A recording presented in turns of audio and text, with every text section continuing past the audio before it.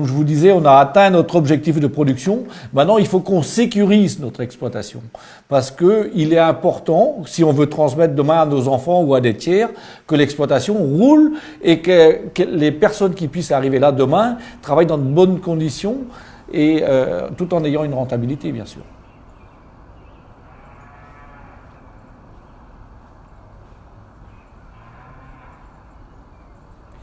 Et je crois qu'on n'est pas isolé dans cette situation-là. Je pense qu'aujourd'hui, la plupart des exploitations agricoles et surtout les exploitations laitières sont fragiles parce que la main-d'œuvre, elle est en fait limite dans chaque exploitation. Chaque exploitation a besoin d'embaucher.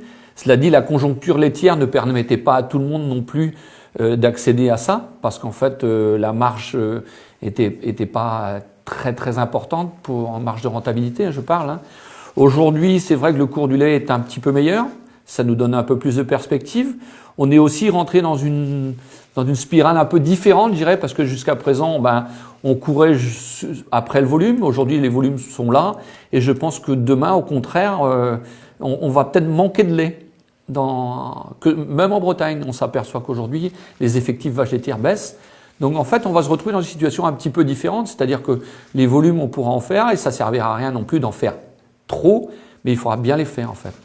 Donc ce que veut dire Marc, il a raison, c'est qu'en fait il faut qu'on sécurise et qu'on sécurise en s'entourant, en s'équipant.